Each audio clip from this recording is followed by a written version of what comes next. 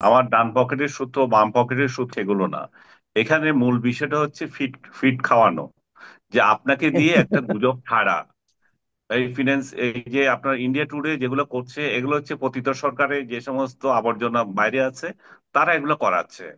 আর এখানে হুম, যেগুলো আছে আমাদের এই যে আরেকটা গুজববাজ ইউটিউবার যারা আছে, তারা যেটা করে সেটা হচ্ছে এদের প্রতিপক্ষ যারা থাকে তারা তাদেরকে কিছু দেয়, এগুলা তারা প্রচার করে।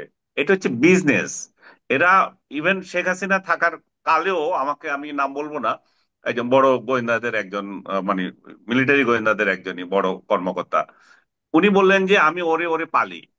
উনি সরাসরি বললেন যে বড় বড় ইউটিউবার দেশের বাইরে আছে, বলছে এরে এরে আমি পালি। তো এ আমার থেকে নে, ও ওর থেকে নে, ও আরেকটা বাহিনীর কথা বললো, আরেকটা বাহিনী এদেরকে ইনফরমেশন দেয়, সে আর দুইটারে পালে।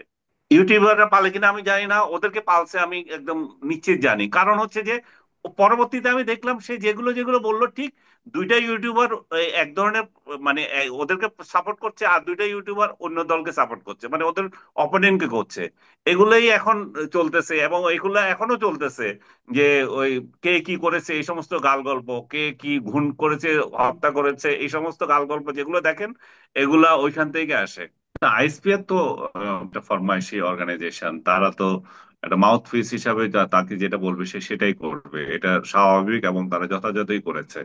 এখন এটা সত্য কি মিথ্যা, এটা নিয়ে এত ঘাটাঘাটিরও খুব জরুরি না, কারণ ঘটনাটা ঘটে গেছে।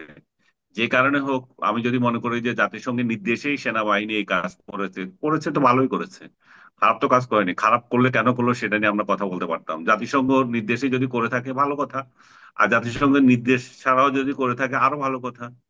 করছে, এবং এটা যেহেতু আমাদের কোনো ক্ষতি হয় নাই, তাহলে এটা নিয়ে আমাদের কোনো কথা বলার দরকার নাই। কারণ আমাদের সেনাবাহিনী আবার সামনে এই জাতিসংঘে ইয়েতে গুলোতে অংশ নিতে পারবে, এখানে তো কোনো বাধা নেই।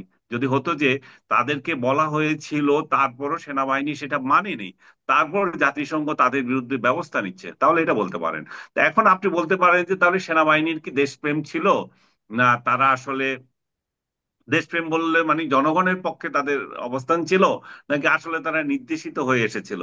ওইটাই একটা বিতর্ক হতে পারে, কিন্তু এই বিতর্কের তো কোনো ফল নাই। এটা তো, হুম, এটা এর কোনো আউটপুট নাই। বাস্তবতা হচ্ছে যে এটা কোনো ফল নিচ্ছে না এখন।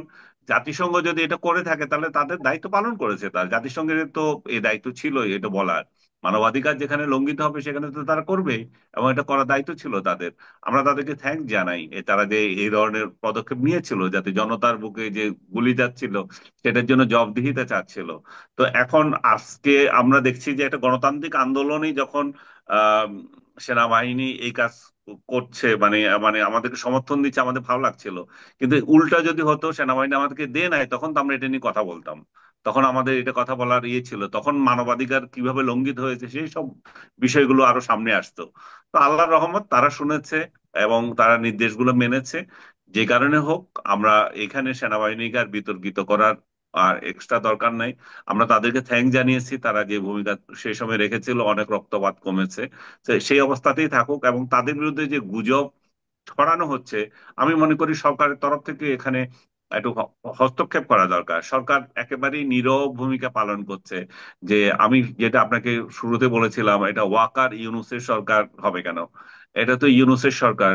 এটা যদি হয়ে থাকে ইউনুসের সরকারে হবে, এখন ওয়াকার একটা সরকার, ইউনুস আরেকটা সরকার, এমন হুম। ভাবার তো কোনো কারণ নাই। আর সরকার যখন এই সেনাবাহিনী নিয়ে এত গুজব, এখানে যদি কোনো কথা না বলেন, তাহলে সরকারই তো তাহলে এই ধরনের পৃথকটা জিইয়ে রাখছে।